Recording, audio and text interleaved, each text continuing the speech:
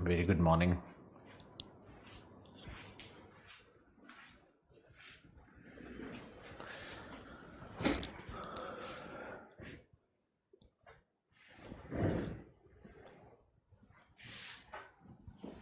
Prince Atul, Rajesh, Abhishek, Lokesh, Sarvesh, Shivam,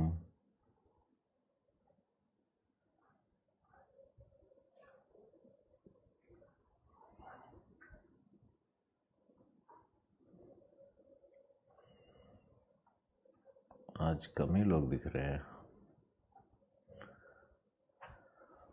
दीपक, राजीव,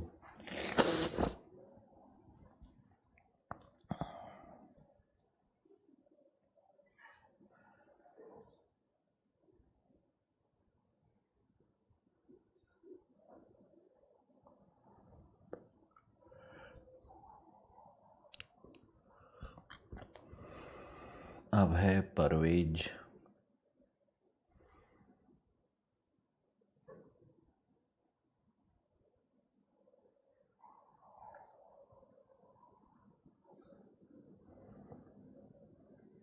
गीता, भलावी,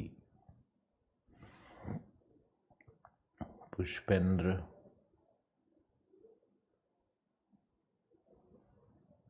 अलिशना खान,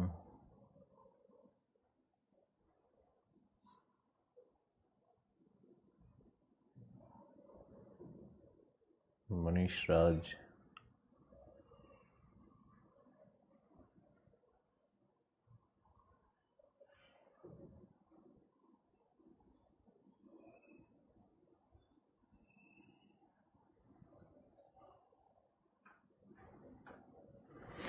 अभय शुक्ला। चलो, बहुत सारे लोग आ गए धीरे धीरे।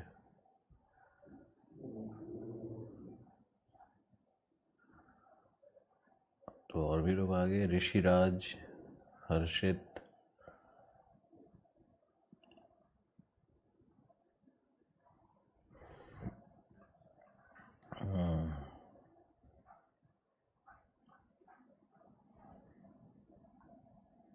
अर्ली मॉर्निंग क्लास का मैंने सोचा अर्ली मॉर्निंग ले लेंगे, 9:30 फ्री हो जाएंगे, तो सैटरडे को ऑफ भी नहीं हुआ और मेरे लिए ऑफ जैसा ही हो गया। तो I try to pull myself a bit more. यही रीज़न था ऋषिराज। सैटरडे को फीलिंग आनी चाहिए कि नहीं, मेरे लिए भी थोड़ा सा हाफ हॉलीडे है। परंपरा रही है ना, सैटरडे को स्कूल में हाफ डे होता था। सरकारी स्कूल में हम पढ़ते थे 8th 9th 10th तक।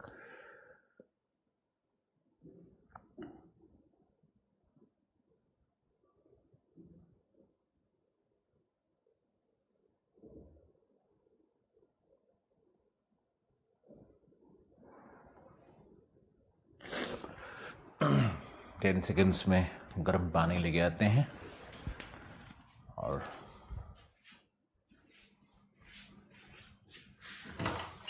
शुरू करते हैं। टॉपिक क्या है उसको ज़रा बताना।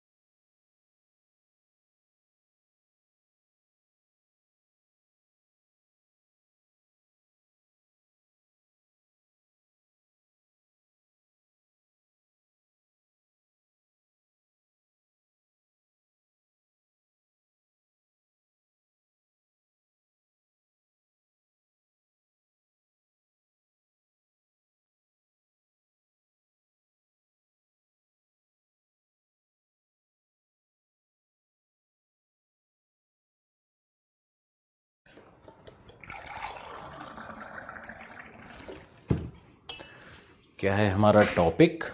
थोड़ा सा एक रिमाइंडर तो मुझे चाहिए होता है। विंड शिफ्ट बेल्ट, आज तो क्लाइमेट पे डिस्कशन करना है। ओके,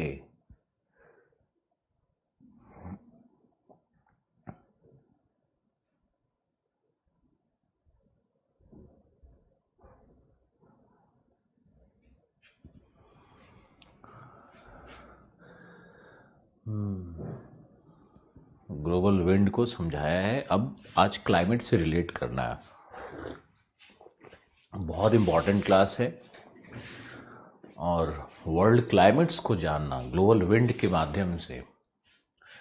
एक बार रिवाइज करो कि प्रेशर बेल्ट कहाँ है, विंड कहाँ है, अक्षांश कहाँ है, और एक रिवीजन कर लो कि वार्म टेम्परेट क्या है, कूल टेम्परेट क्या है, समशीतोष्ण कटिबंध क्या है, उष्ण कटिबंध क्या है। ये बिल्कुल याद होना चाहिए, तभी आप समझ पाओगे कि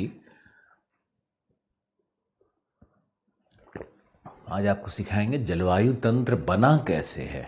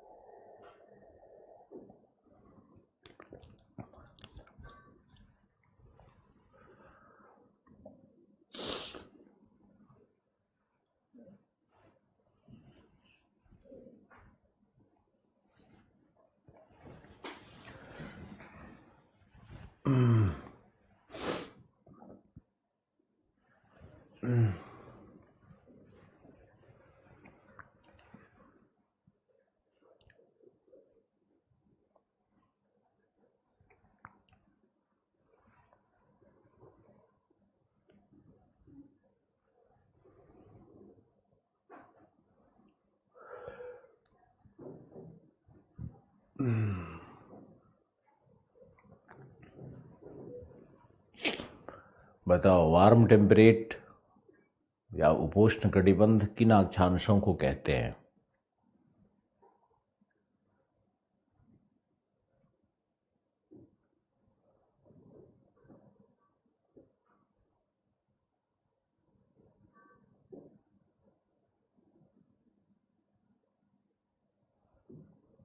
लिख के भेजो तभी पढ़ाएंगे।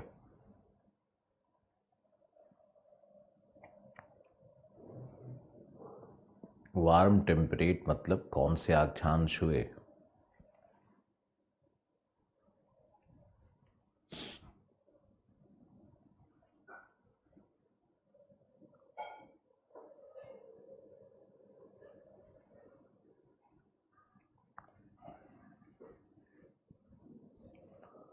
और कूल टेम्परेट मतलब क्या हुआ?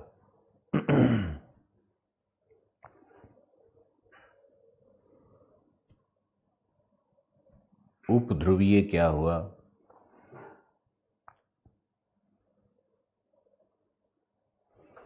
उष्णकटिबंधीय जलवायु कहाँ पर होगा?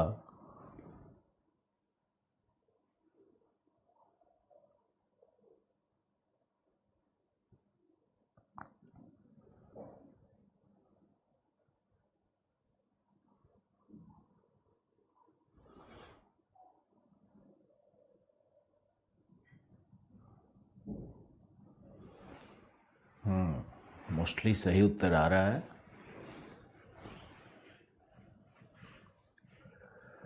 ओके, एक तो ये याद रखना है, दूसरा याद रखना है कि टेम्परेचर बेल्ट्स में कितना कितना तापमान लिखवाया था, ट्रॉपिकल में कितना तापमान लिखवाया था,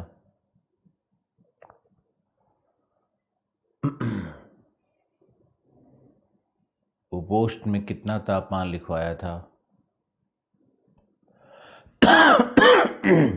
आज तुमको एक अच्छा ज्योग्राफर बनाना है ना।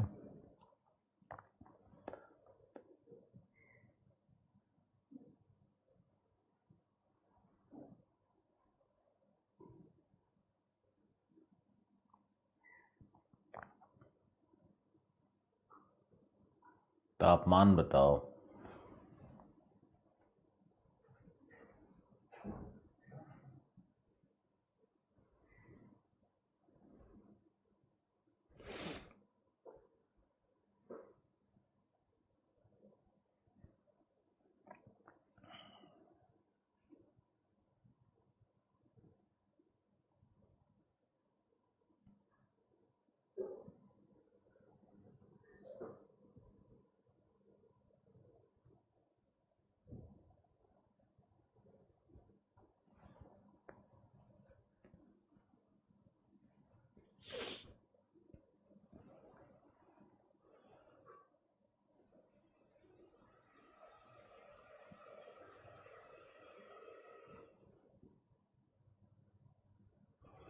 उपध्रुवीय में क्या तापमान लिखवाया था?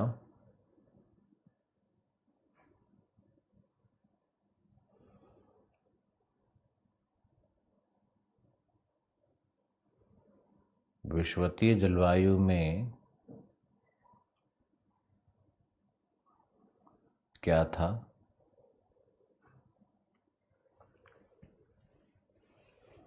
ये समझते हो ना कि अगर एक अक्षांश लिया जाएगा तो उस पर सूर्यातप की कुल मात्रा लगभग नियत होगी।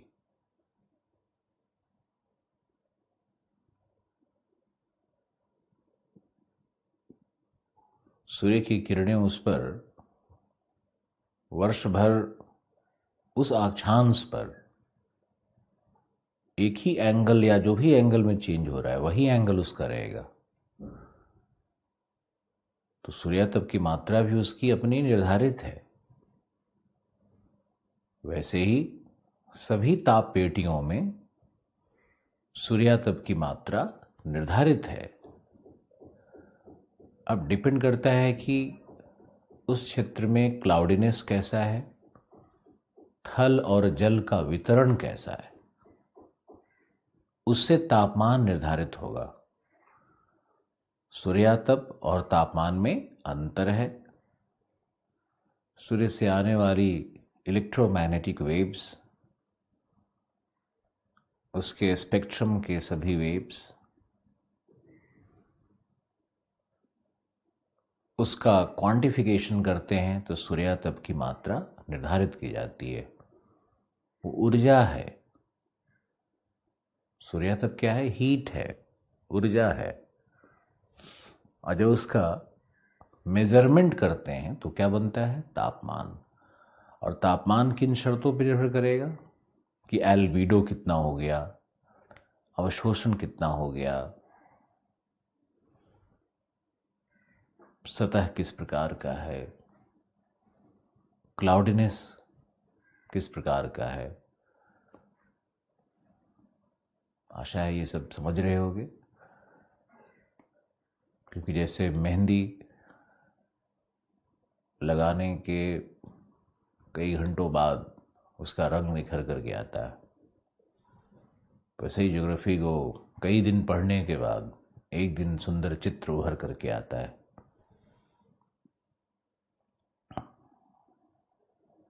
भूगोल और अन्य विषयों में यही अंतर है। संविधान पढ़ोगे तो चित्र ही चित्र है, सिटीजनशिप,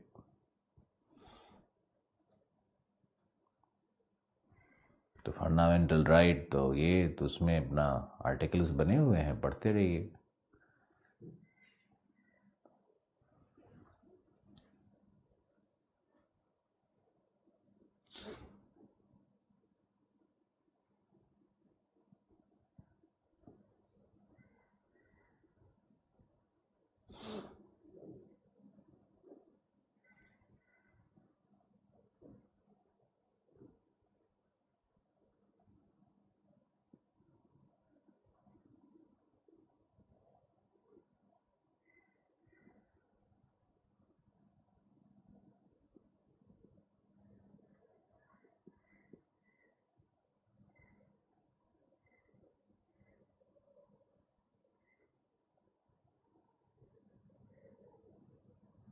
चलो अब शुरू करते हैं। इस बीच बहुत लंबा सा किसी का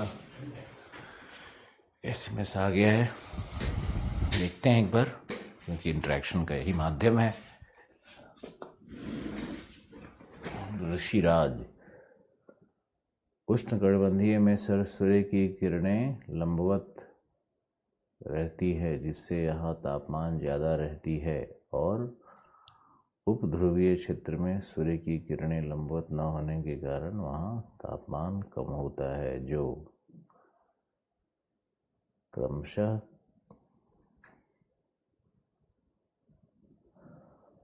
ठीक है। गुड,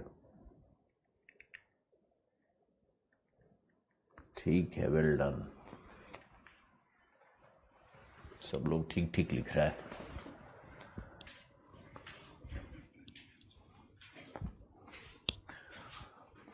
ऑनलाइन वाले में अच्छे स्टूडेंट आते हैं लग रहा है, नहीं तो ऑफलाइन में तो वैसे ज्योग्राफी में अच्छा ही स्टूडेंट आता है। जो जमात होता है ना, वो सब तो चला जाता है हिंदी साहित्य, इतिहास, समाज शास्त्र पढ़ने। अरे पेन कहाँ रख दिया? उप्स।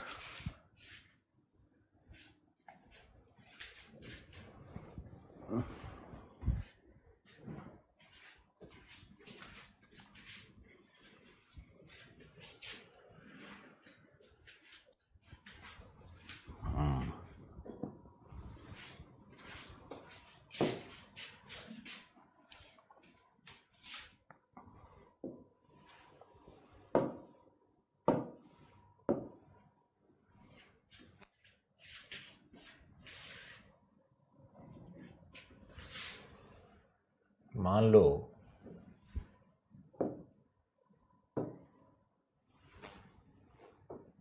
लो ये ग्लोब है,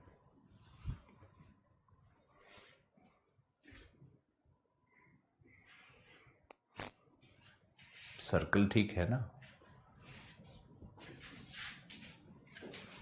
तो ये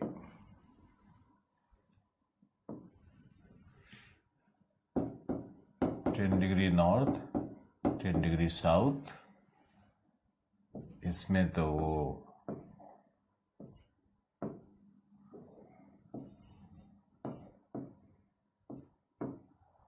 तुम्हारा विषुवतीय पछुआ है।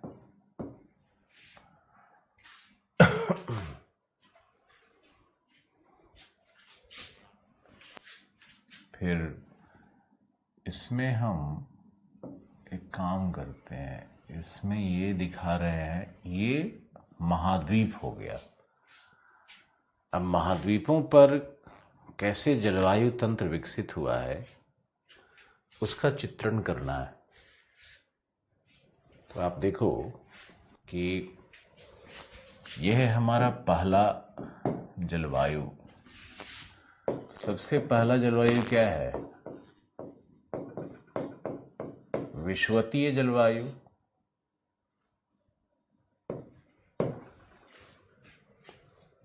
तो आप लिखिए विषुवतीय जलवायु। विषुवतीय पछुआ का प्रभाव, डोलड्रम का विकास,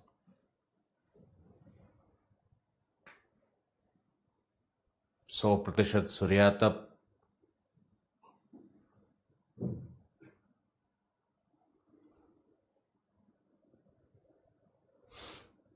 तीव्र संवहन, वायु धाराओं का विकास, तीव्र संवहन, वायु धाराओं का विकास, सब आपको मालूम है, सब लिखवाया हुआ है। किम्लोनिम्बस क्लाउड्स, कपासी वर्षक मेघ, दोपहर की वर्षा, गर्जन चमक के साथ वर्षा,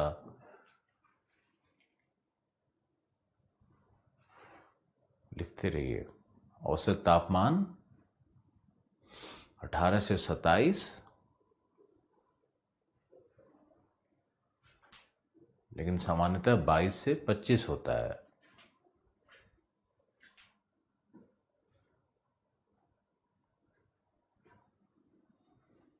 22 से 25 होता है।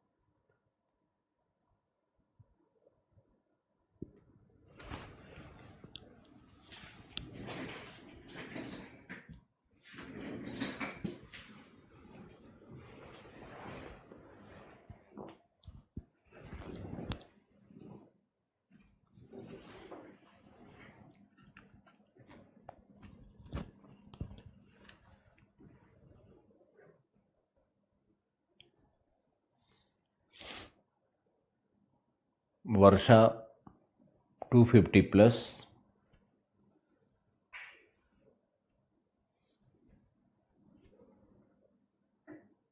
Double maxima of rainfall. वर्ष में वर्षा का 2 आधिक्य होगा। वर्ष में वर्षा का 2 आधिक्य होगा, मार्च अप्रैल और सितंबर अक्टूबर, क्योंकि सूर्य की किरणें विषुवत पर लंबवत होती हैं।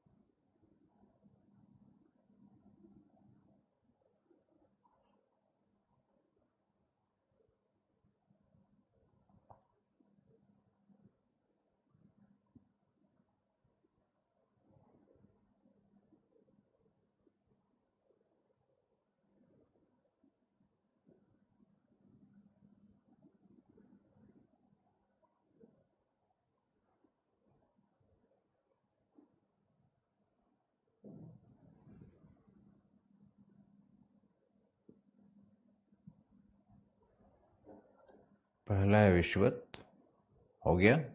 वनस्पति भी लिख लो। वनस्पति क्या होगा? सदाबहार, सदाहरित।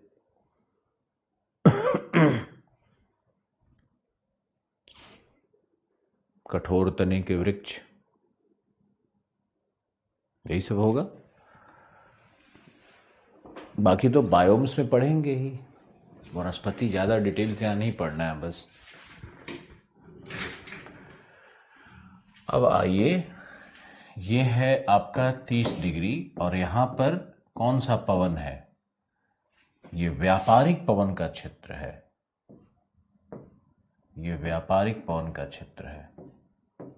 तो व्यापारिक पवन पूर्वी तट पर, सब लोग ध्यान से, पूर्वी तट पर उपतटीय है, अधिक वर्षा करेगी, मध्य में थोड़ी कम वर्षा करेगी, और पश्चिम तट पे ये अपतटीय हो जा रही है, यानी कि यहां पर शुष्कता को उत्पन्न करेगी। तो 2, 3, 4 ये जो जलवायु है ये कहलाएगा उष्णकटिबंधीय जलवायु। ये उष्णकटिबंधीय जलवायु है। 2, 3, 4। 2 में वर्षा ज्यादा है, 3 में उससे कम, 4 में उससे भी कम, क्योंकि आर्द्रता की मात्रा पूर्व से पश्चिम की ओर घटती चली जाएगी। अब ये देखना है कि जो व्यापारिक पवनें हैं, ये व्यापारिक पवनें ग्रीष्मकाल में सशक्त होती हैं। चूंकि ग्रीष्मकाल में सशक्त हैं, इसलिए ग्रीष्मकालीन वर्षा 2, 3, 4 तीनों में ग्रीष्मकालीन वर्षा होगी, और तीनों में ही शीतकाल में शुष्कता आ जाएगी। वर्षा बहुत कम होती है या न के बराबर होती है। मॉइस्चर अंदर तक नहीं पहुंच पाता है समुद्र का, इसलिए वर्षा घट जाती है। तो 2 में ग्रीष्मकालीन वर्षा की मात्रा कितनी होगी, ये प्रश्न है। यहां पर मान लेते हैं 100 से 150, यहां पे होगा 75 से 100, यहां होगा 25 से 50, 25 से 50 तक वर्षा होगी। ये वर्षा की मात्रा है। तो 2 होता है ना, 2 को हम लोग कैसे नाम रखेंगे, सीखने की कोशिश करो। ये क्या है? उष्णकटिबंधीय पूर्वी तटीय आर्द्र समुद्री जलवायु, इसको बोलेंगे। और इसी का नाम हो जाता है मॉनसून क्लाइमेट। समझा? तीसरा क्या होगा? ये है सूडान टाइप क्लाइमेट। इसको सूडान टाइप कहते हैं, या सवाना भी कहते हैं, या इसको कहेंगे मध्य महादेशीय, बीच में है ना, तो मिड कॉन्टिनेंटल उपाद्र उष्ण जलवायु। 3 ये भी कहलाता है।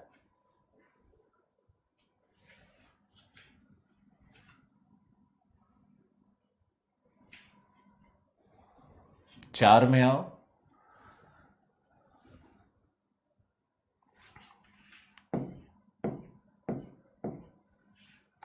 चार में आइए। अब 4 में आइएगा तो ये है उष्णकटिबंधीय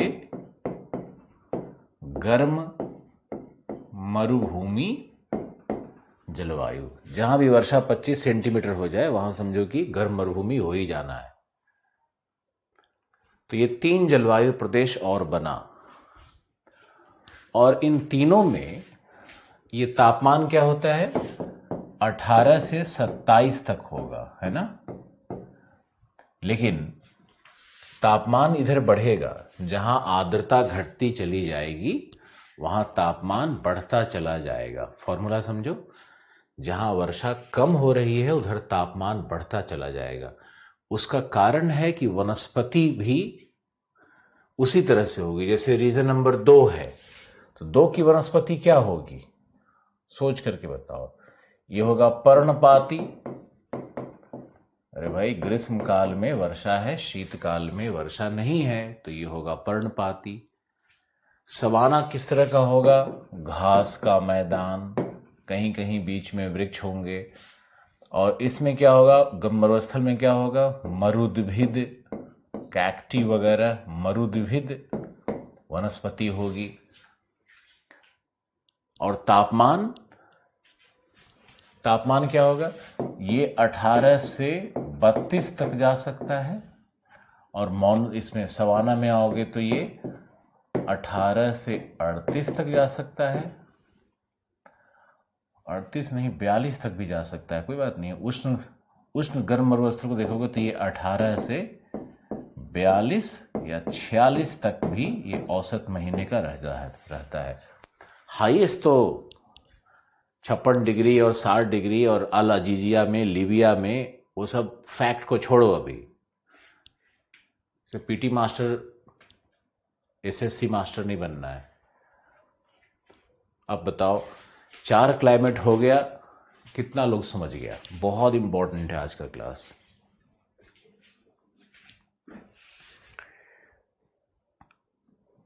गुड मॉर्निंग रिमझिम, गुड मॉर्निंग प्रियंका वैश। तुमको पता है एक बहुत ट्रेंड अलग सा है। ट्रेंड क्या है? एक पैटर्न हम देखते हैं कि अगर 100 बच्चे हों क्लास में और उसमें 20-25 फीमेल्स होती हैं, तो फीमेल्स का अटेंडेंस लगभग 90% मेंटेन रहता है, 80% मेंटेन रहता है। ये लड़के बुरा हाल है। और अब तो यूपीएससी में और हर रिजल्ट में, यूपी पीसीएस के तो रिजल्ट में देखोगे तो टॉप 10 में लगता है 3-4, रैंक 1 रैंक 2 तो लड़की ही है। उसके बाद भी कोई ना कोई होगा ही। सुरजीत सिंह ठाकुर साहब आप आए।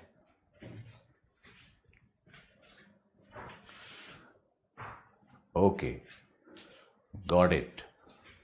देखो कितना सुंदर रिलेशनशिप ड्रॉ किया हुआ है। कुछ रटने नहीं देंगे आपको, रटने की जरूरत नहीं है आपको। आप समझ करके भी देख सकते हो कि वर्षा कितनी है, तापमान कैसा है। अब आइए 30 से 45 डिग्री अक्षांशों के बीच, ये क्या है? हमारा उपोष्ण कटिबंध है ना, उपोष्ण कटिबंध है। अब इसको हटा रहे हैं, मुझे तो आवश्यकता है नहीं।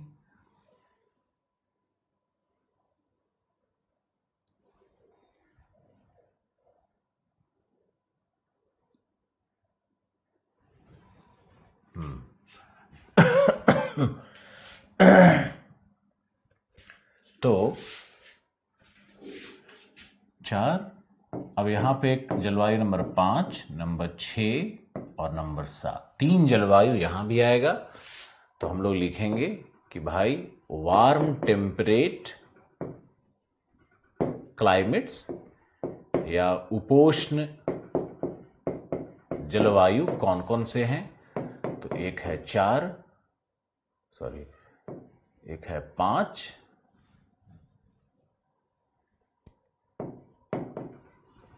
दूसरा है 6, तीसरा है 7, 3 जलवायु है। अब इसी को हम लोग कहते हैं विंड शिफ्ट बेल्ट। इसी का नाम है विंड शिफ्ट बेल्ट। इन तीनों जलवायु को क्या कहेंगे? Wind shift belt.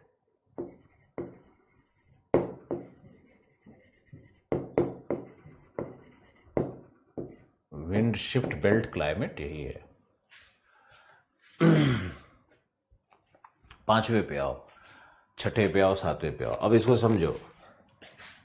सूर्य उत्तरायण हो गया, बहुत ही आसान है, बस कंसंट्रेशन चाहिए। दोबारा रिपीट करेंगे नहीं, पहले ही धमकी दे रहे हैं आपको। सूर्य उत्तरायण हो गया। अब सूर्य के उत्तरायण होने के बाद जो उपोष्ण कटिबंधीय उच्च दाब है वो 30 पे नहीं रहेगा, 45 पे चला जाएगा। सारी दाब पेटियां 10 से 15 डिग्री पोल की तरफ शिफ्ट करेंगी। सुना? सूर्य के उत्तरायण होने से दाब पेटियां 15 डिग्री ऊपर शिफ्ट करेंगी, यानी 45 डिग्री पर कौन सा पवन आ जाएगा? 45 डिग्री पर समर टाइम। ये देखो ऐसे बना दिया, एसटी लिख दिया, समर टाइम। कौन सा पवन है? ये ट्रेड है। ग्रीष्मकाल में इन सभी अक्षांशों पर कौन सा पवन प्रभावी होगा? व्यापारिक पवन। तो व्यापारिक पवन समुद्र से मॉइस्चर 5 पे लाएगा, यानी ग्रीष्मकाल में 5 में वर्षा होगी। 5 में समर टाइम रेन है, कितना है भाई 100 सेंटीमीटर, 125 सेंटीमीटर रेन। और 6 में समर टाइम रेन घट जाएगा, 40 हो जाएगा। 7th में समर टाइम रेन क्या हो जाएगा, 20 हो जाएगा, या और भी कम हो सकता है। आप देखोगे समर टाइम रेन 5, 6, 7 में किस प्रकार से होगा ग्रीष्मकाल में। अब आते हैं शीतकाल में। तो शीतकाल में पछुआ दक्षिण की ओर विस्थापित हो गई। शीतकाल में पछुआ का विषुवत की ओर विस्थापन होता है, ट्रॉपिक ऑफ कैप्रिकॉर्न पे जाएगा, मकर रेखा पे जाएगा। तो जितनी दाब पेटियां हैं नीचे खिसक गई। तो जब दाब पेटियां नीचे खिसक गई तो ये ट्रेड कहां आ गया, अब ट्रेड यहां देखो आ गया, नीचे अपने स्थान पे आ गया। और ऊपर से कौन आ जाएगा, पछुआ पवन। अब क्या है कि शीतकाल में यहां पछुआ पवन चलने लगेगा, पछुआ पवन का एक क्षेत्र बन जाएगा। पछुआ इधर चलेगी, ये हमारा W है, वेस्टर्ली चलेगा विंटर टाइम, ये WT विंटर टाइम। यानी 30 से 45 एक ऐसा संक्रमण क्षेत्र बन रहा है जिसमें ग्रीष्मकाल में व्यापारिक पवन, शीतकाल में पछुआ पवन का प्रभाव दिखता है। तो अब शीतकाल में ये उपतटीय है, यानी रीजन नंबर 7। रीजन नंबर 7 में विंटर टाइम रेनफॉल 100 हो गया। उल्टा चढ़ो, यहां विंटर टाइम रेनफॉल 40 था तो वैसे ही 30 रह गया, यहां भी 30 ही मान लेते हैं, 30 रह गया, दोनों तरफ से लगभग बराबर ही पड़ेगा। और थोड़ा सा समर में ज़्यादा ही आ जाता है, यहाँ पे 40 रख लो, ठीक है। और ऊपर जाओगे तो यहाँ विंटर टाइम रेनफॉल 20 हो गया, घट ही गया। तो नीचे से ऊपर रेनफॉल घट रहा है। 5 को हम लोग क्या कहेंगे, 5 को कहेंगे पूर्वी चीन समतुल्य जलवायु।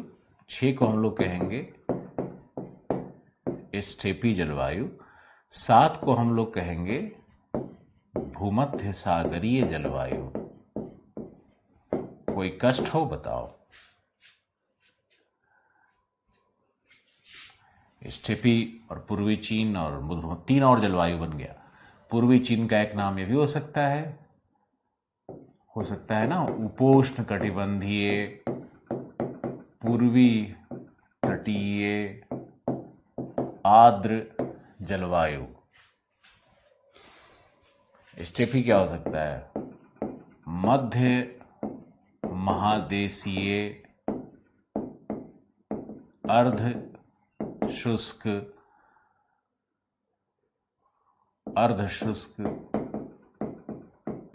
उपोष्ण जलवायु। भूमध्य सागरीय क्या कहेंगे, पश्चिम तटीय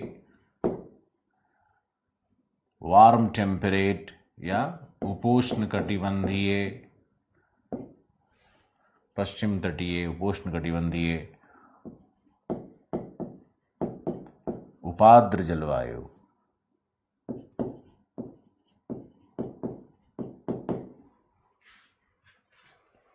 इस तरह से 7 जलवायु बन गए हैं। कोई कष्ट हो जल्दी बताओ, मुझे देखना है कि आप लोग सीख भी रहे हो या नहीं।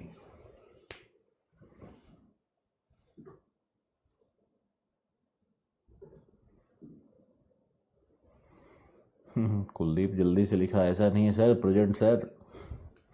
लड़कों की बेइज्जती नहीं कुलदीप समझ देख पाया।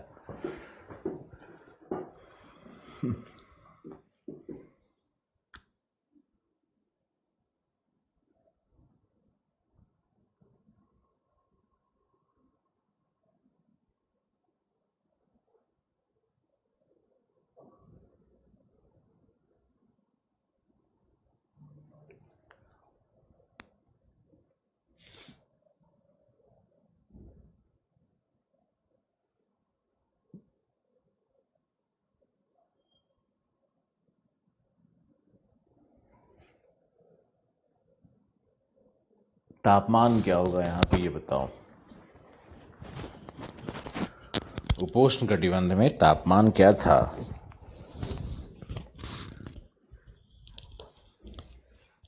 Winter time 0, summer time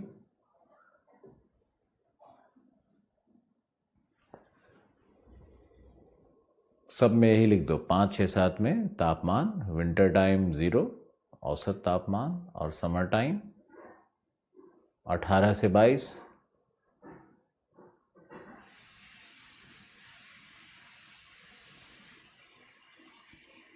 summer time 18 से 22।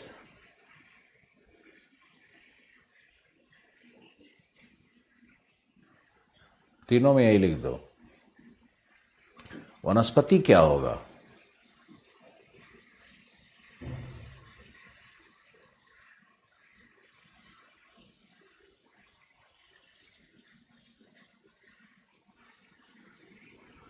पति मतलब समझते हो? पति मतलब, पति का मतलब समझना है तो वनस्पति, पति उसमें भी है।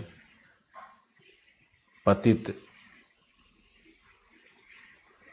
पतित मतलब गिरा हुआ, तो जो गिरा हुआ हो उसको पति कहते हैं।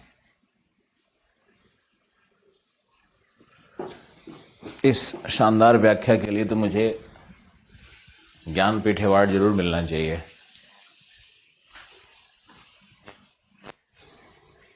तो वनस्पति क्या होता है? वन के जो पत्ते नीचे गिरे रहते हैं, ऐसे जो अपना पत्ता का त्याग कर दे।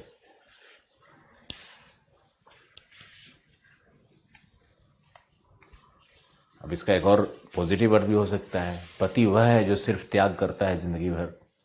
तालियां।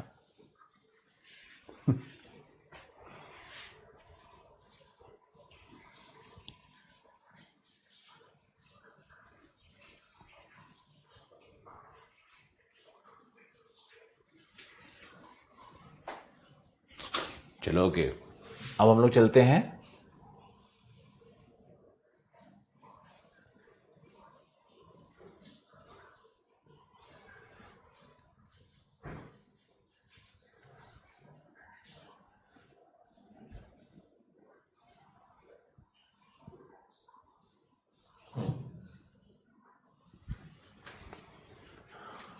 समशीतोष्ण कटिबंध। तो ये हम 60 ले लो या 65 ले लो, कोई फर्क नहीं पड़ता है।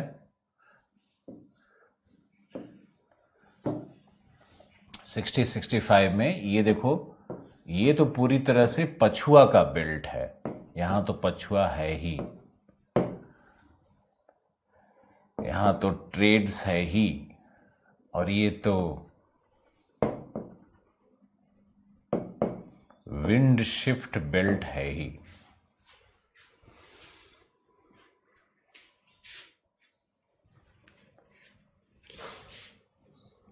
अब पछुआ में जाओगे तो बड़ा सिंपल है। रीजन नंबर 8 बहुत रेन, 9 कम रेन, 10 बहुत ही कम रेन, 11 बात करेंगे।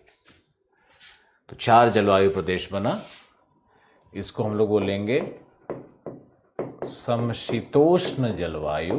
कौन कौन से हैं भाई? तो है 8, 9, 10 और 11। 8 को कहते हैं ब्रिटिश समतुल्य जलवायु, 9 होगा साइबेरियन समतुल्य जलवायु, 10 होगा शीत मरुभूमि जलवायु, और 11 होगा लॉरेंशिया टाइप, लॉरेंशिया समतुल्य जलवायु। तो ये 4 जलवायु प्रदेश बनते हैं। और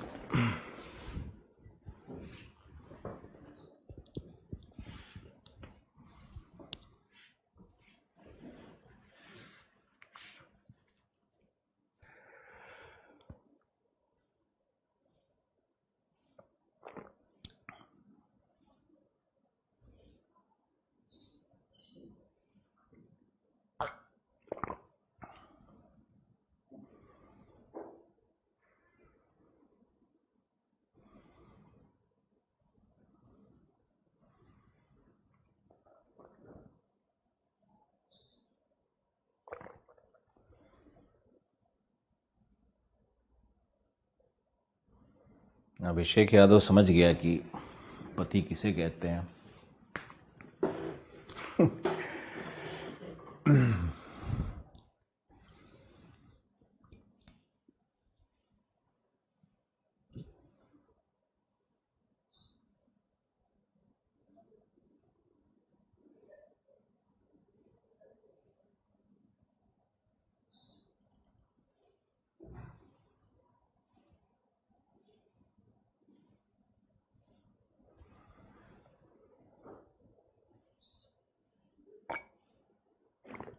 ब्रिटिश जलवायु में लिखो, वर्ष भर वर्षा पछुआ पवनों के द्वारा,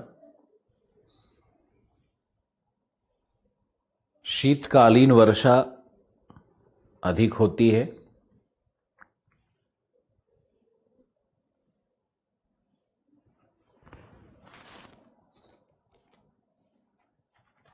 शीतकालीन वर्षा अधिक होती है,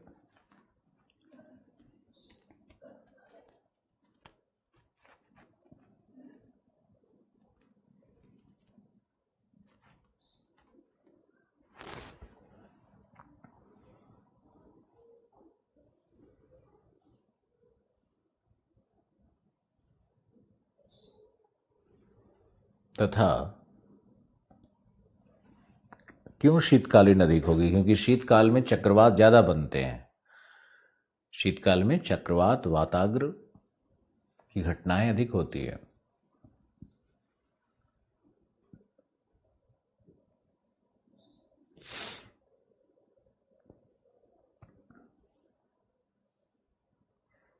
नंबर 9 ने ब्रिटिश में भी लिख लो, वनस्पति क्या होगा? वनस्पति मिश्रित होगा। मिश्रित वनस्पति होता है। यहाँ पे जो पाइन होगा, शंकुधारी भी होगा और पर्णपाती भी होगा, दोनों का मिश्रण मिलता है यहाँ पे। साइबेरियन में आओ,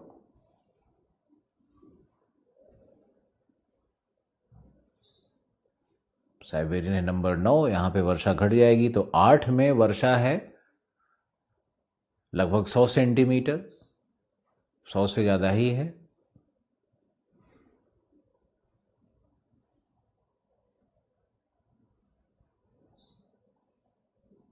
तापमान क्या होगा? 8, 9, 10, 11 में तापमान क्या होगा? शीतकाल में 0 से कम, ग्रीष्मकाल में 18 तक। पहले लिखवाया हुआ है।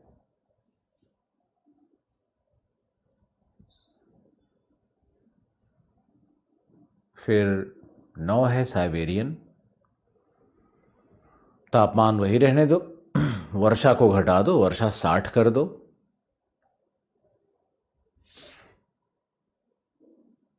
और इसमें कभी कभी हिम वर्षा भी प्राप्त हो जाएगी। 10 है शीत मरुभूमि, वर्षा को 20 सेंटीमीटर करो, 25 सेंटीमीटर से कम वर्षा।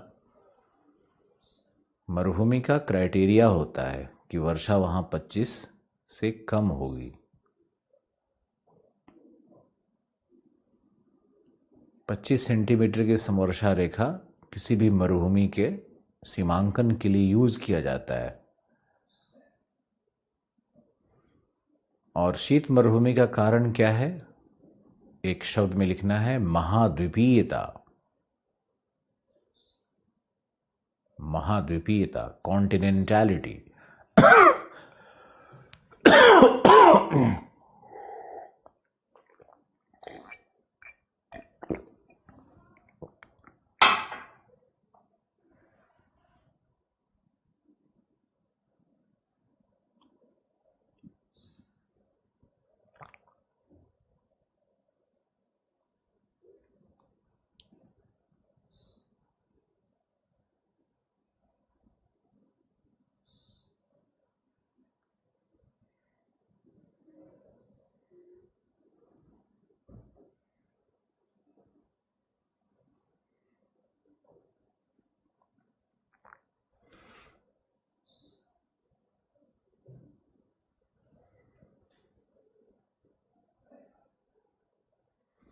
पति शब्द का व्याख्या कर दिया।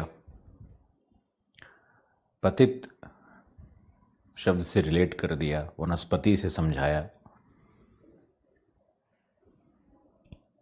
बहुत सारे भावी पति हैं इस बैच में। चीज़ों को मजाक में ही लेना चाहिए, सीरियस नोट पे नहीं लेना चाहिए। अब पति पे बोला तो पत्नी पे भी बोल देते हैं। पत्नी का अर्थ है जो पति पर रहे तनी। समझ गए? जो पति पे 24 घंटे तनी रहे उसको पत्नी कहते हैं।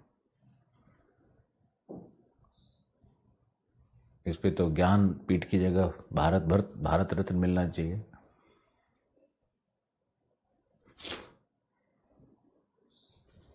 चलो, बैलेंस कर दिया।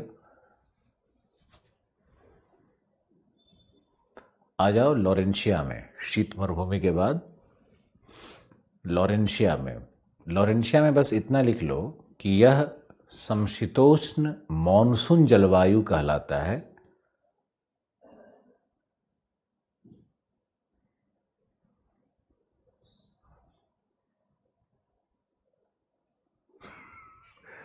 लवकेश लिख रहा है प्रेजेंट पति भी है।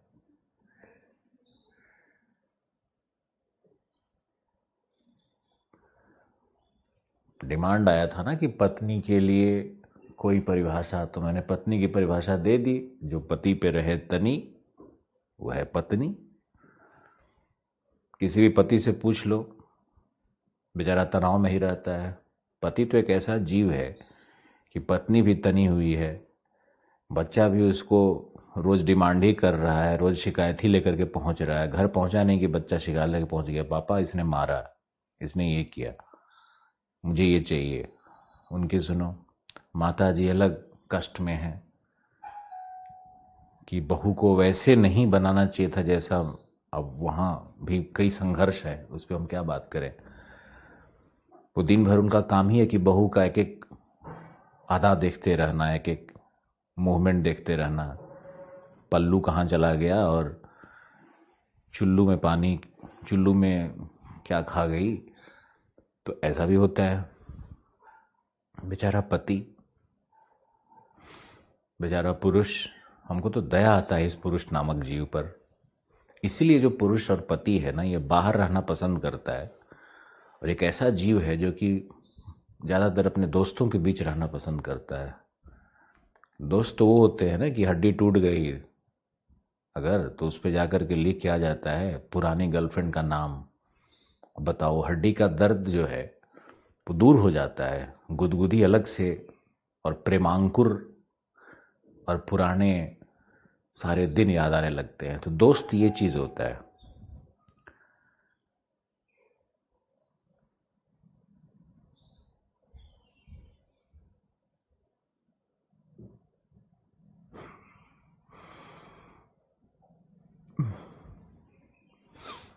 बहकाओ मत हमको। इसीलिए कुछ बच्चे हमारे आलोचना भी करते हैं कि सर पढ़ाते पढ़ाते कहीं और कई बार निकल जाते हैं क्लास में, और 2.5 घंटे के क्लास में इफेक्टिव क्लास 2 ही घंटे का होता है। और जो और बदमाश होते हैं वो तो और कम कर देते हैं कि 1.5 घंटा पढ़ाएगा, 1 घंटा गप करेगा।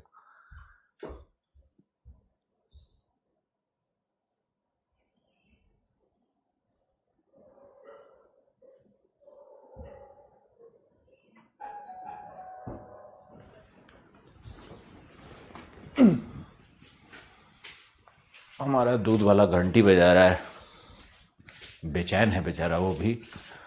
उसकी पत्नी घर में वेट कर रही होगी, इससे भी पूछेगी कि गया तो था तू 1 घंटे में दूध देने, तेरा 1.5 घंटा कैसे हो गया। ये बेचारा परेशानी होगा। भी पूछते हैं कितने बजे आप घर लौट जाते हो? हाँ, 9:30 बजे लौट जाते हो। तो अगर किसी दिन 10 बजता है तो आपकी वाइफ डांटती है आपको? नहीं। 11 बजता है तो नहीं। अभी आपको पूरा भारत सुन रहा है। नहीं डांटती है, ठीक है। बहुत प्रेम करती है हमसे। तो देखो, हमारी बात गलत सिद्ध हो चुकी है और पहला जो हमने सर्वे किया पत्नियों के बारे में वो गलत सिद्ध हुआ है।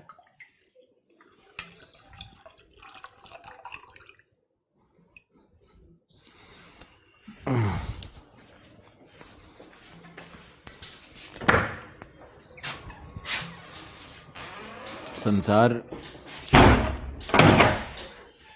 इसी प्रेम से चल रहा है। संसार का रहस्य यही है, प्रेम। चलो ओके, क्लाइमेट नंबर 11, समशीतोष्ण मानसून की तरह।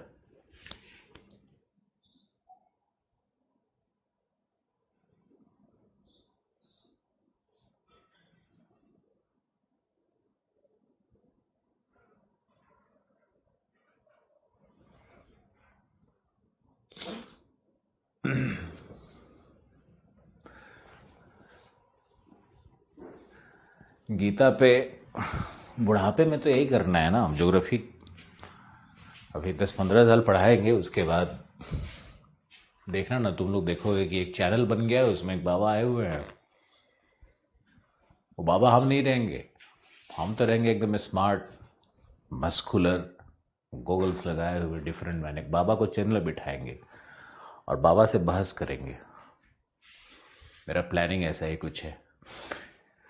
11 में समशीतोष्ण लॉरेंशिया टाइप क्या है ये, समशीतोष्ण मॉनसून जलवायु की तरह है। और जब भी मॉनसून जलवायु कहा जाए तो इसका मतलब क्या होता है, समर टाइम रेन और विंटर टाइम ड्राइनेस।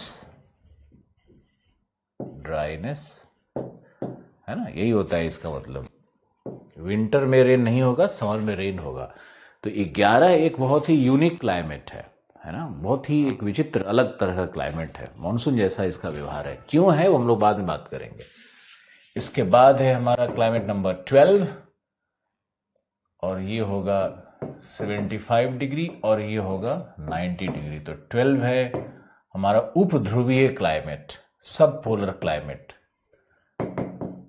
सब पोलर क्लाइमेट। और ये इस पूरे बेल्ट में कौन सा पवन है, बताओ जल्दी। इस पूरे बेल्ट में है ध्रुवीय पूर्वा।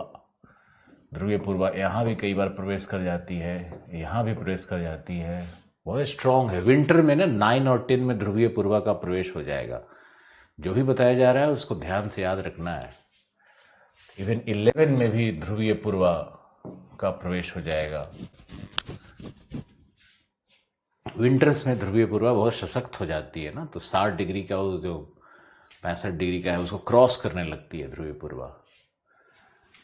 लेकिन ये 12 और 13 दो और महत्वपूर्ण जलवायु, 12 और 13। 12 को कहेंगे हम टैगा, 13 को कहेंगे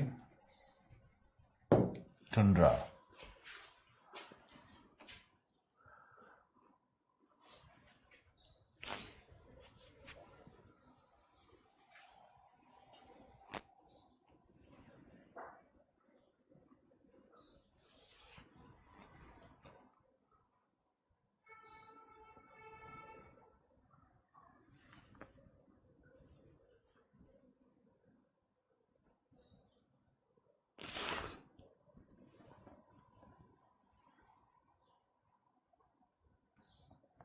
तो ये था विश्व का जलवायु तंत्र।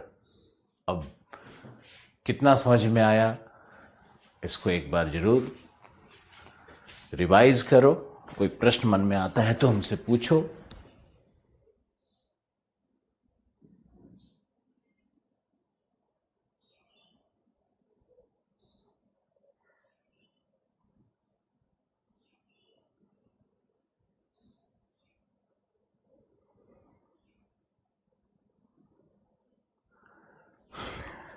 सुरजीत सिंह ठाकुर लिख रहा है कि जैसे मैंने उसको बोला कि दूध वाले को जैसे ही बोला कि पूरा भारत सुन रहा है, तो उसको भी लगा कि चश्मा लगाए माइक लगाए कोई व्यक्ति जरूर सुना रहा होगा।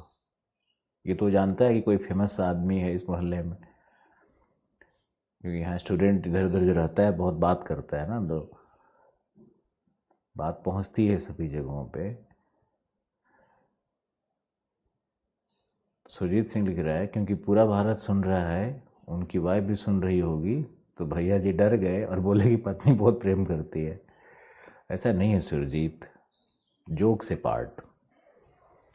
जोक भी उन्हीं लोगों पे बनाया जाता है जो बहुत प्रगतिशील होते हैं। अब देखो, भारत में सरदार पे जोक बनता है, इसका मतलब क्या है? वो सबसे बुद्धिमान, कर्मशील, सबसे देशभक्त, हर तरह से राष्ट्र की सेवा करने वाले और सबसे प्रगतिशील कम्युनिटी है। लोग पत्नी का मजाक नहीं बनाते हैं, पतियों का ज़्यादा मजाक बनता है। दोनों को एक दूसरे का मजाक नहीं बनाना चाहिए। जेंडर के कारण रिस्पेक्ट का डिग्री थोड़ी वेरी करेगा। अगर जेंडर अलग है तो उसमें सम्मान का दर अलग नहीं होगा ना। दोनों बराबर के सम्मानित।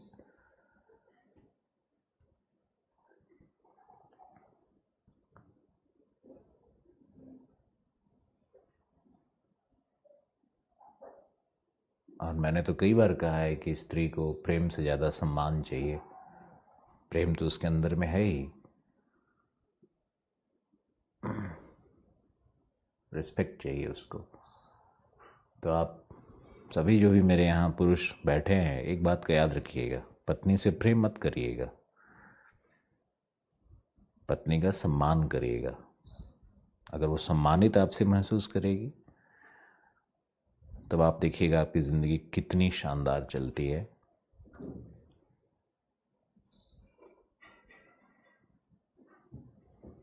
अगर वो अनवांटेड फील करेगी, अगर आप उसको फील कराओ कि तेरे बिना भी ज़िंदगी में कुछ भी कमी नहीं है मेरे पास, तू है बस ठीक है,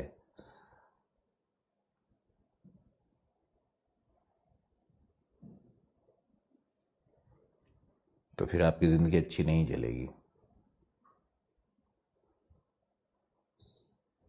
इक्वेटर ईस्टर्न कैसे बनता है? इक्वेटर ईस्टर्न कैसे बनता है, ये मैं नहीं समझा। क्या क्वेश्चन था युवराज? एक बार दोबारा पूछो। सर जी, मुझे समशीतोष्ण उपोष्ण का English means and warm temperate cool temperate का हिंदी मीन्स बता दीजिए। ये तो मैंने बताया था पहले क्लास में, दूसरे ही क्लास में शायद बताया था, दूसरा या तीसरा क्लास में। देखो, समशीतोष्ण उपोष्ण, सब ट्रॉपिकल। उपोष्ण हो गया सब ट्रॉपिकल।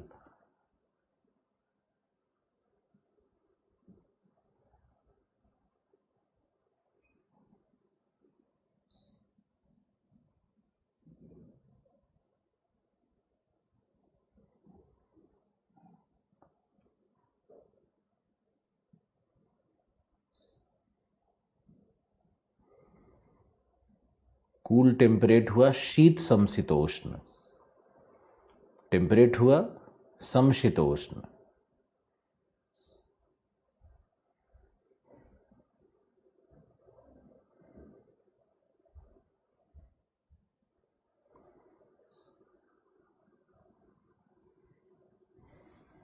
गीता में लिखा है दूसरों से सम्मान की आशा नहीं करनी चाहिए।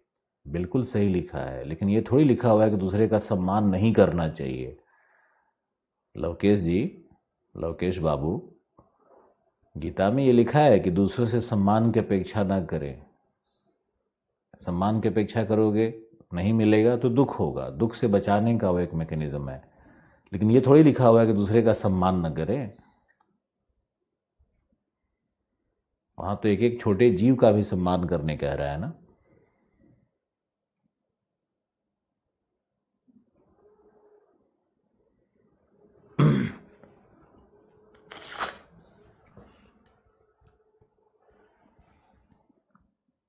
विश्वतीय पूरा कैसे बनता है? वहां सूर्यातप की मात्रा इतनी अधिक है, सूर्यातप लंबवत है, इसलिए विश्वतीय जलवायु बनता है। अब तुम क्या टाइप कर रहे हो उसमें? विश्वतीय पूरा कैसर बंटा, क्या टाइप कर रहे हो? भले अच्छे से टाइप करो, पूरे प्रश्न को खोल करके। मुझे ऐसा लगा कि विश्वतीय जलवायु कैसे बनता है। सूर्यातप की मात्रा 100%, हीटिंग, तो ये था तुम्हारा जलवायु तंत्र, पवन और जलवायु तंत्र। अब आप आ जाइए और आप लिखिए लोकल विंड्स पे। लोकल विंड्स पे चलते हैं, स्थानीय पवन। इस पे नोट्स लिखा जाएगा।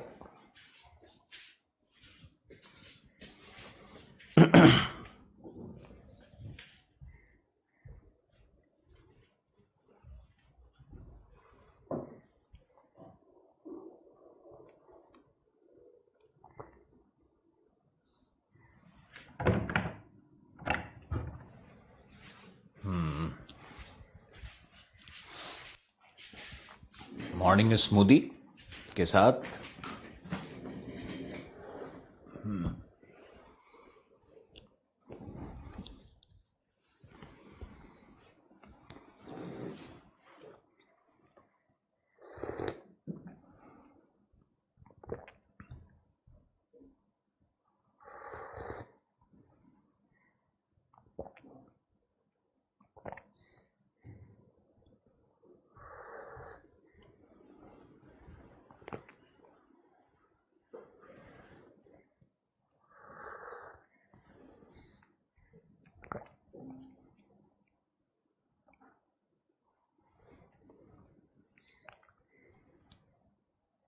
चलो, बहुत कुछ कुछ लोग लिख रहे हैं, हम ध्यान नहीं देंगे अब आपकी बातों पे, बहक जाता है इसी में क्लास।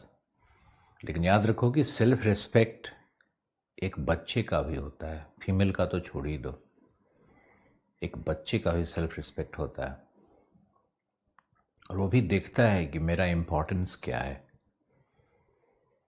वो भी ढूंढता है, अपने अस्तित्व को ढूंढता है, एग्जिस्टेंस को ढूंढता है। हर व्यक्ति, एक बूढ़ा व्यक्ति भी क्यों नेग्लेक्टेड फील करता है? क्योंकि लोग उसके अस्तित्व को ही मिटाने लगते हैं, इसलिए बुजुर्ग लोग कष्ट में चले जाते हैं और मानसिक प्रताड़ना उनको झेलनी पड़ती है। तो बुजुर्ग लोग चाहते हैं कि हम लोग अकेले रहें, वृद्धाश्रम में रहें, हम लोग को कोई नेग्लेक्शन फील ना हो।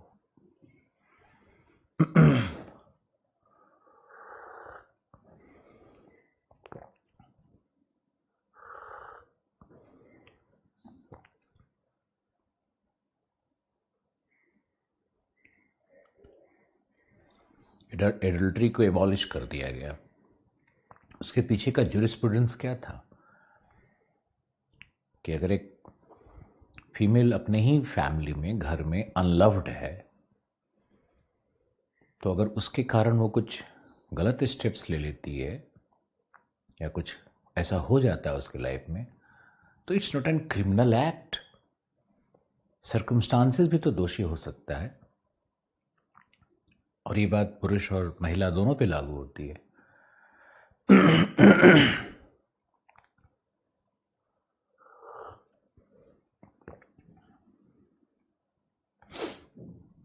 चलो लिखो,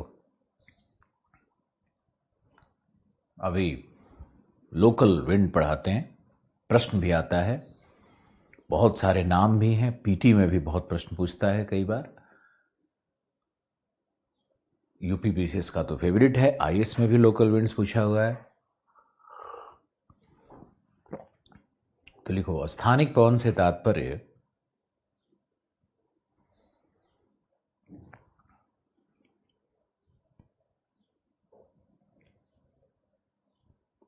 उन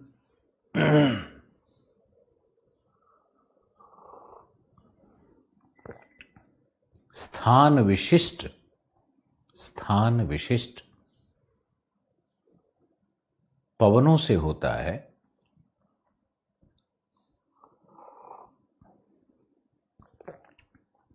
जो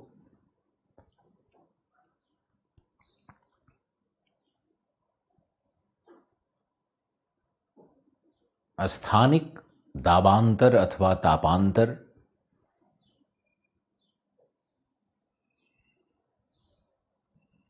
अथवा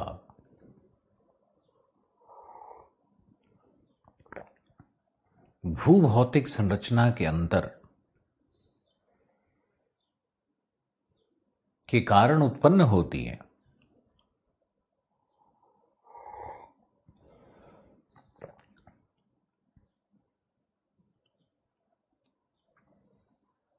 के कारण उत्पन्न होती हैं।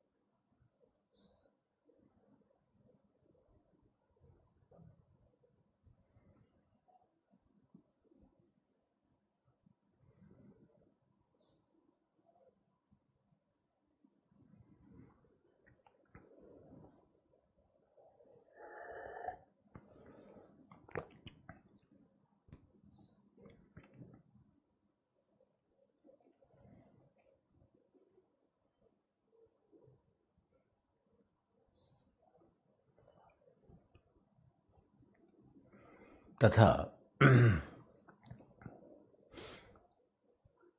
वायुमंडलीय साम्यावस्था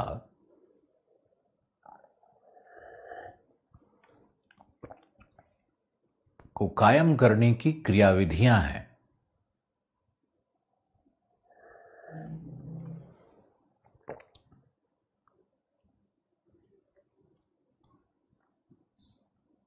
वायुमंडलीय साम्यावस्था को कायम करने की विधियां हैं।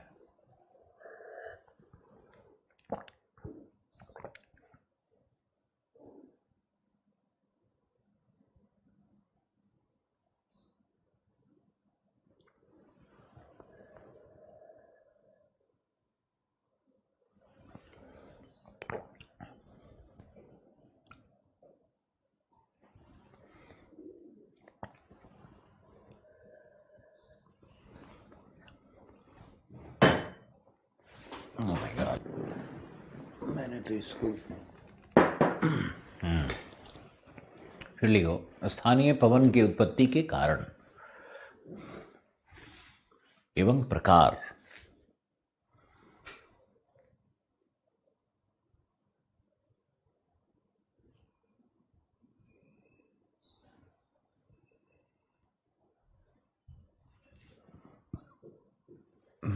कारण एवं प्रकार।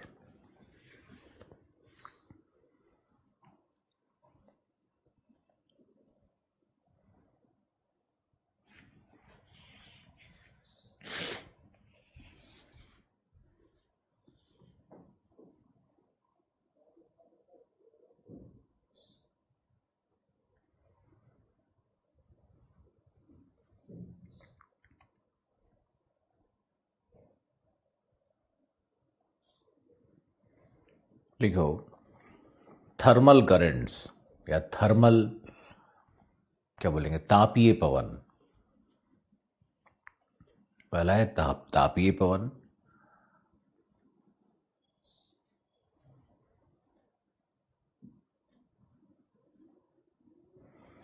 इन्हें दो वर्गों में रखा जाता है, हॉट विंड्स, कोल्ड विंड्स।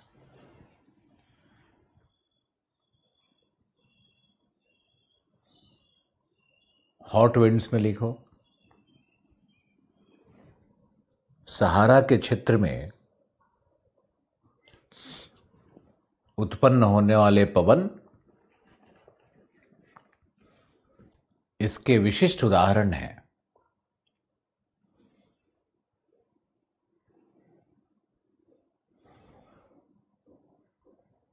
सहारा की मरुभूमि से उत्पन्न होकर ये भूमध्य सागर के निम्न दाब की ओर संचरित होते हैं। ज्ञातव्य है कि मरुभूमि पर उच्च दाब होते हैं, न कि निम्न दाब। सब लोग तुमको ही बताएगा मरुभूमि में उच्च दाब नहीं निम्न दाब होगा, सब गलत। मरुभूमि में उच्च दाब होता है। कैसे? हम जेड स्ट्रीम में पढ़ाएंगे। वैसे प्रेशर बेल्ट आप पढ़ चुके हो, तो सहारा कितने अक्षांश पर है? 30, 25, 35। वो उच्च दाब का क्षेत्र है। तो जहां भी मरुभूमि है वहां उच्च दाब है। सारे मरुभूमि ही इन अक्षांशों पर मिलते हैं। इसलिए इस कॉन्सेप्ट को क्लियर करो। वीडियो को कम से कम एक बार और देखना।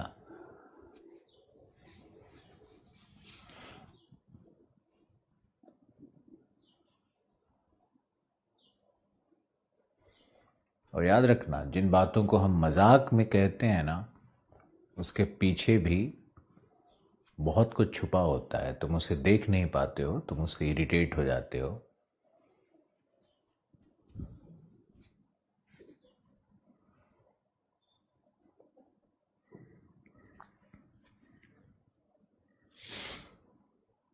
लिखो, ज्ञातव्य है कि मरुभूमि पर उच्च दाब प्राप्त होता है। पवन मरुभूमि से बाहर की तरफ निकलता है। और एक लाइन और लिखो, मरुभूमि पर प्रति चक्रवातीय दशाएं कायम रहती हैं। मरुभूमि पर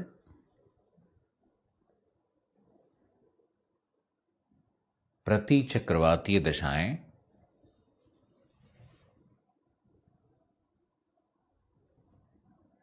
कायम रहती है।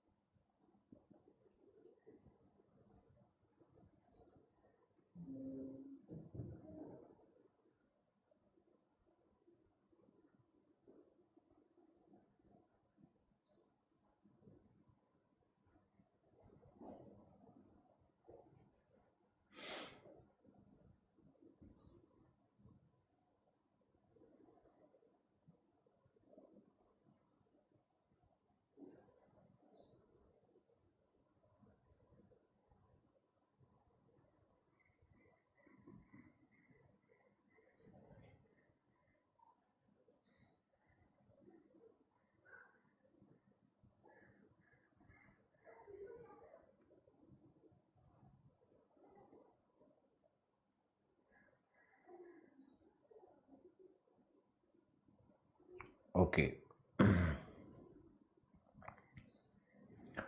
फिर लिखो,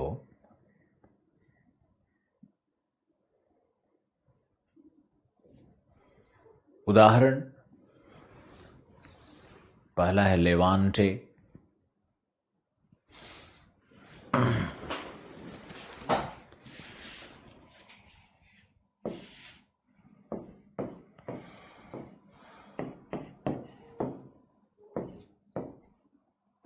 ये है लेवांते, सिरोको, घिबली,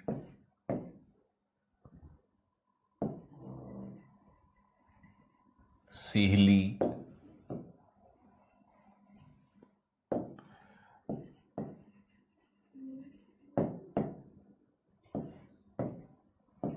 खामसीन। खामसीन तुम्हारा इजिप्ट में आ जाएगा।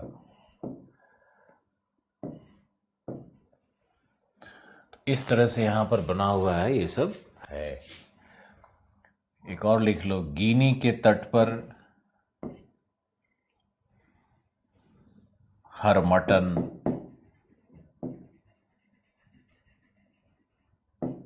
गिनी के तट पर हरमटन। हरमटन को कहते हैं डॉक्टर विंड। हरमटन को डॉक्टर विंड भी कहते हैं।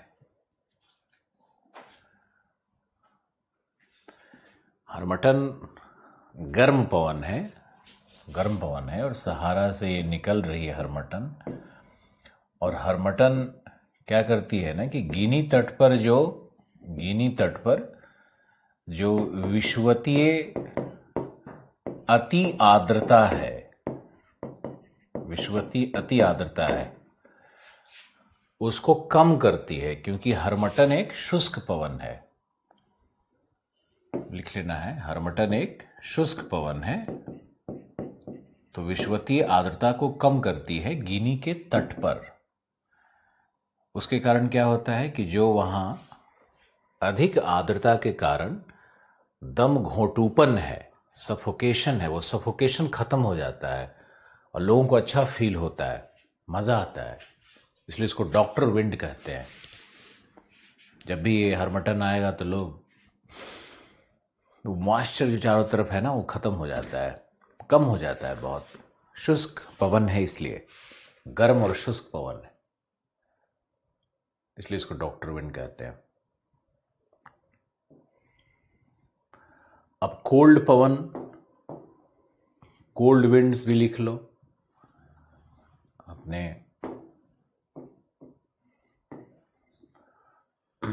कोल्ड विंड्स में पहला लिख लो बर्ग, जो साउथ अफ्रीका में है उसको बर्ग कहते हैं, बर्ग विंड्स है। और साउथ अमेरिका में जो है पैम्पास क्षेत्र में, उसको पैम्पेरो कहते हैं। और जो ऑस्ट्रेलिया में है, ऑस्ट्रेलिया में जो विंड चलेगा उसको साउदर्ली बूस्टर कहते हैं, वो साउदर्ली बूस्टर है। तो इस तरह से पैम्पेरो पैम्पास में, बर्ग साउथ अफ्रीका में, साउदर्ली बूस्टर ऑस्ट्रेलिया में, दक्षिणी ऑस्ट्रेलिया में। अब इन तीनों में लिख लो कि एंटार्क्टिका के उच्च दाब से या एंटार्क्टिका के प्रति चक्रवात से उत्पन्न, प्रति चक्रवात से उत्पन्न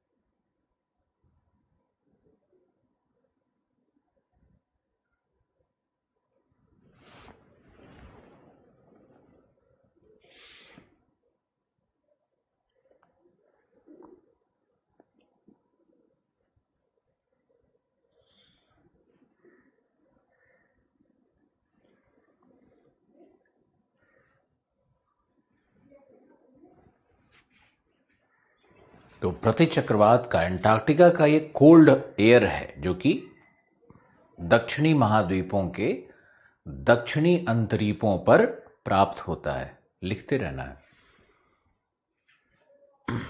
अंटार्कटिका का कोल्ड वेव है जो कि दक्षिणी महाद्वीपों के दक्षिणी अंतरीपों पर प्राप्त होता है।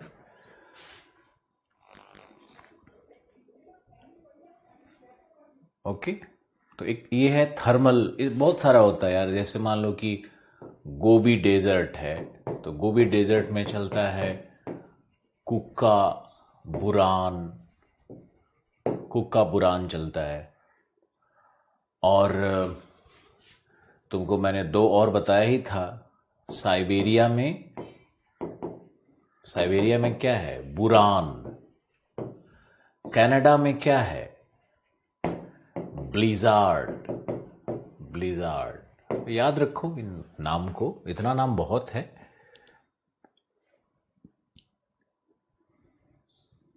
ना।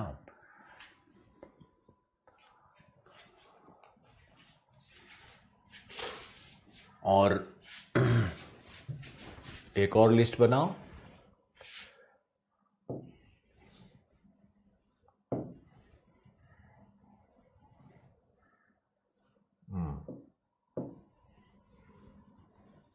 ये है तुम्हारा यूरोप वाला भाग, ये भूमध्य सागर हो गया। तो यही विंड क्या करता है कि यहां पर आने के बाद ये इस एड्रियाटिक सी पे और ये एजियन सी, एड्रियाटिक सी के ऊपर में ये सब विंड, सहारा वाला विंड ही यहां से मॉइस्चर पिक करेगा और यहां पे रेन करेगा। एड्रियाटिक सी पे, एजियन सी पे, इटली पे, ग्रीस पे। तो यहां पे इसको कहते हैं बोरा, ग्रीगेल, और ये वर्षा उत्पन्न करेगा इस क्षेत्र में, और इसको कहते हैं रक्त वर्षा, ब्लड रेन। ये ब्लड रेन उत्पन्न करता है। इसका कारण क्या है कि सहारा से डस्ट पार्टिकल्स को लिफ्ट किया, और डस्ट पार्टिकल में आयरन ऑक्साइड्स होगा। तो ये जब क्रॉस करता है तो यहाँ जो मॉइस्चर गेन करेगा, तो आयरन ऑक्साइड्स और मॉइस्चर मिल करके जल बूंदों को रक्त कण में परिणत कर देगा। तो इटली में ब्लड रेन जैसा कुछ होता है। बोरा, ग्रिगेल, ये सब वहां पर पवन का नाम है। कितना लोग समझाए इसको?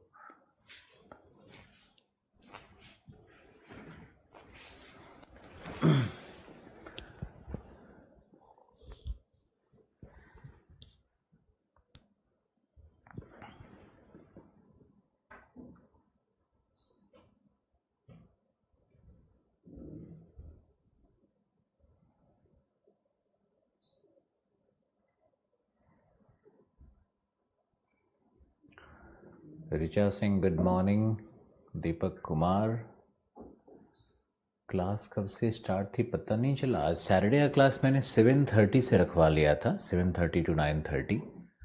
हम लोगों ने वर्ल्ड क्लाइमेट भी डिस्कस कर लिया, लोकल विंड्स डिस्कस कर रहे हैं। 2 टॉपिक आज हुआ।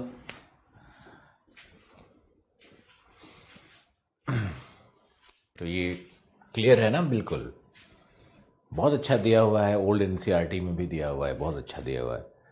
सुरेंद्र सिंह में भी दिया हुआ है। बहुत सिंपल सा टॉपिक है, लेकिन ये है कि वर्गीकरण और उसकी उत्पत्ति हमारे नज़रिए से थोड़ा देखो। तो पहला था थर्मल विंड्स। लोकल विंड्स में हमने क्या बताया पहला आपको? Thermal winds. थर्मल विंड्स में हमने क्या बता दिया? कोल्ड विंड्स और हॉट विंड्स, ये 2 हुआ। दूसरा है एडियाबैटिक। एडियाबैटिक, रुदोष्म पवन। ये 2 तरह का होता है, कैटाबैटिक विंड, कैटाबैटिक विंड और एनाबैटिक। कैटाबैटिक विंड और एनाबैटिक विंड।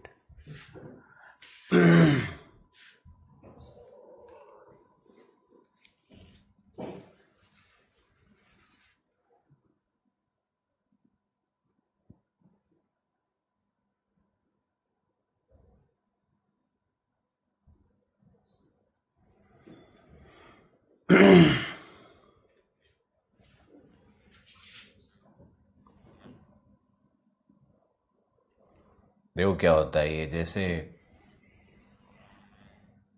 एक उदाहरण ले लेते हैं। तो क्या होता है कि जहां से पवन उत्पन्न हुआ वही नाम होता है।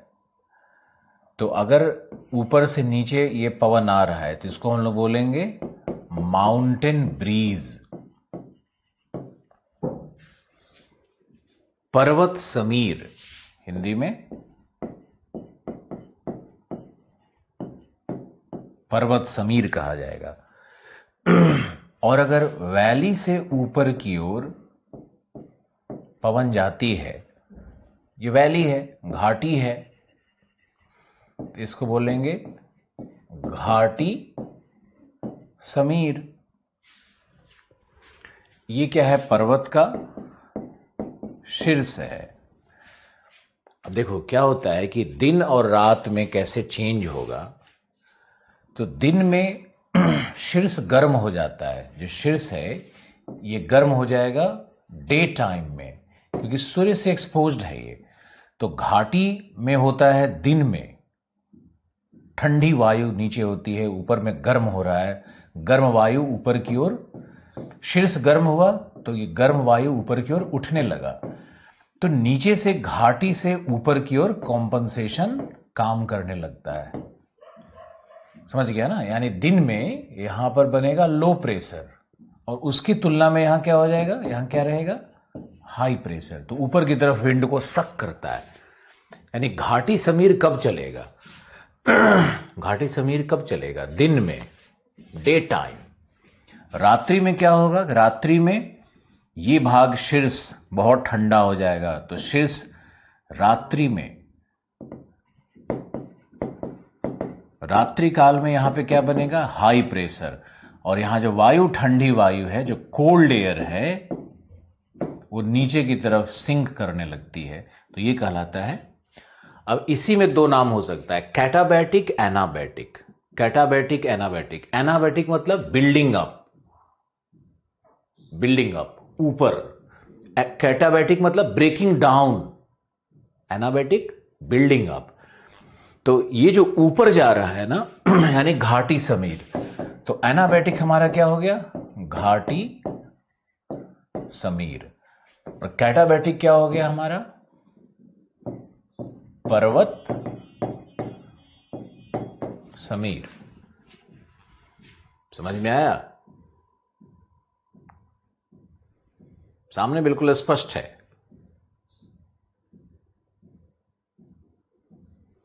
इसी को एडियाबैटिक विंड कहते हैं। एडियाबैटिक विंड का उदाहरण है। तो हमारा लोकल विंड को कैसे लिखोगे, thermal winds, adiabatic winds.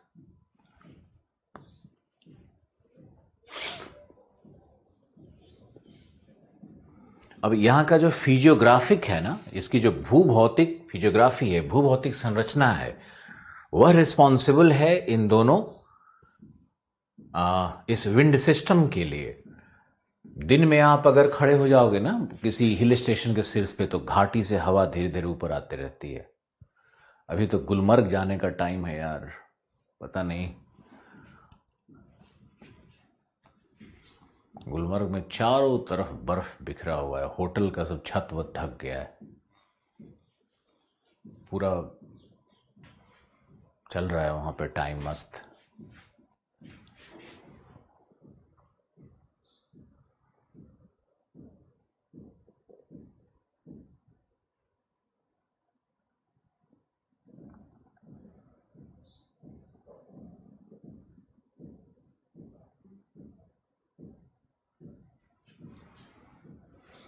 Okay, तो ये है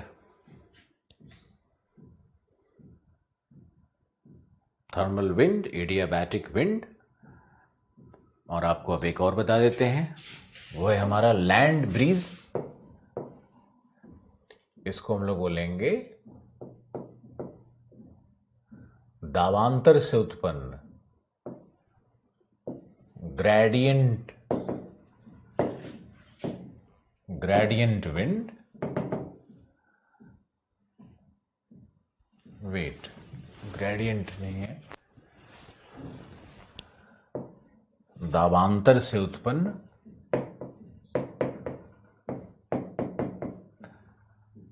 या इसको लिख सकते हो जल थल के वितरण से उत्पन्न। इसमें और भी लिखना है differential heating of land and sea, विभेदी तापन, विभेदी तापन से उत्पन्न। बहुत सरल है ये। यह है तुम्हारा लैंड, यह है तुम्हारा सी। अब देखो दिन में क्या होगा, दिन में लैंड का heating day time, day time में लैंड का हीटिंग ज्यादा होगा तो यहां क्या बनेगा, लो प्रेशर। दिन में यहां पर वायु ऊपर की ओर उठ रही है, तो इधर से वायु को, समुद्र से वायु को आकर्षित करेगी, कॉमन सेंस लगा लो बस। तो जो समुद्र से वायु आ रही है इसका नाम क्या रहेगा? जहां से वायु आ रही है वही नाम होगा, समुद्री समीर है ये। तो ये समुद्री समीर कहलाएगा। और ये वायु ऊपर उठने के बाद फिर इधर ट्रैवल करती है और फिर समुद्र के ऊपर ही गिरती है। यानी समुद्र पे क्या है? High pressure. दिन में समुद्र का तापमान थल की तुलना में कम होगा। सब कॉमन सेंस है। पानी का तापमान कम होगा, थल ज्यादा गर्म होगा। अगर मान लो थल पे 27 डिग्री टेम्परेचर मिल रहा है तो यहां पर तुमको मिलेगा 18 डिग्री सेंटीग्रेड टेम्परेचर। समझ गए? अब रात्रि को, ये तो डे टाइम में है, दिन में क्या चलता है? समुद्री समीर। देख लो इसको, इधर भी वायु जाएगा, इधर भी वायु ट्रैवल करेगा, ऐसा नहीं इधर नहीं ट्रैवल करेगा, सारा वायु उधर ही नहीं जाएगा, डिपेंड करता है। दिन में क्या है? समुद्री समीर। रात्रि में चलते हैं। इसको बना लिया।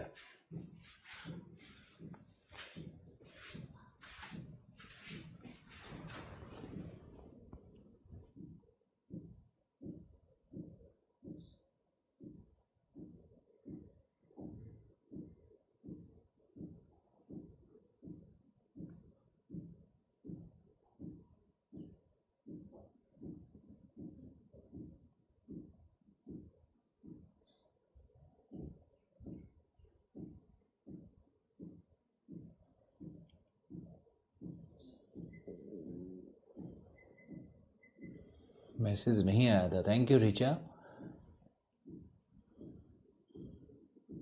कभी भी आप ऑफलाइन क्लास नहीं ले पाते शायद, तो ऑनलाइन में आपको ओके। प्रतीक पांडे, गुलमर्ग में इस बार इग्लू भी बनाया जा रहा है। बिल्कुल सही, लगता है यूट्यूब फॉलो करता है ये लड़का।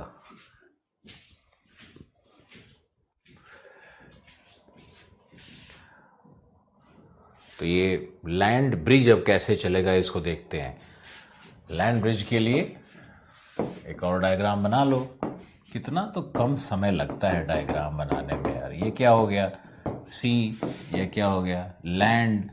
अब रात्रि का समय है तो रात्रि में थल क्या हो जाएगा? ठंडा। ये हो गया 10 डिग्री। तो यहाँ क्या हो गया? High pressure. हाई प्रेशर मतलब ऊपर से वायु नीचे की ओर दब रही है। सी क्या है उसके तुलना में? दिन में 18 लिया था इसका, तो रात्रि में भी 18 ही रहेगा ना, इसका कोई चेंज नहीं होता है, तो इसकी तुलना में गर्म है। अब यहां से वायु ऊपर, इधर। अब ये देखिए, ये कौन सा पवन चलेगा? तो रात्रि में विशेष करके 4 AM, 4 AM को ही थल सबसे अधिक ठंडा होता है। मैंने आपको तापमान की विलोमता वाले चैप्टर में पढ़ाया था। तो ये देखो, इस तरह से सर्कुलेशन बनेगा। ये है। अब ये क्या कहलाएगा? ये थल समीर है। ये थल समीर है। तो यही है आपका स्थानिक पवन। और स्थानिक पवन का प्रभाव क्या होता है? लिखो, स्थानिक पवन का मौसम पर क्या प्रभाव होता है? अर्बन विंड्स भी होता है, रूरल विंड्स भी होता है, वो हम आपको क्लाइमेट चेंज में पढ़ाएंगे।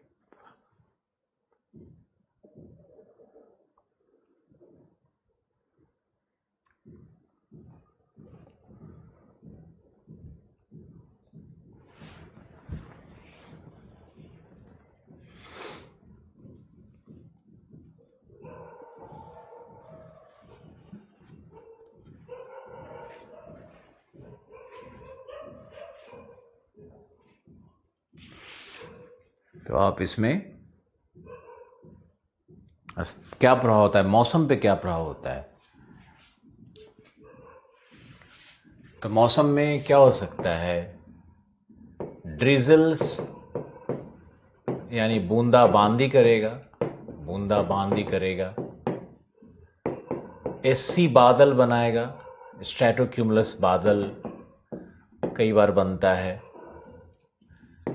और मैंने आपको हरमटन का बता दिया, ब्लड रेन बता दिया, और क्या करेगा? जो ठंडी पवन होगी वो कोल्ड वेव उत्पन्न करेगा, है ना। हिल स्टेशन पे मौसम को सैलुब्रियस बनाता है। सैलुब्रियस मतलब रोमांटिक बनाता है। हिल स्टेशन पे जाते ही लोग क्यों रोमांटिक हो जाते हैं? वहाँ के हवा में ही कुछ बात है। लोग कहते हैं कि वहाँ के हवा में ही कुछ बात है, मन जाते ही शांत हो जाता है।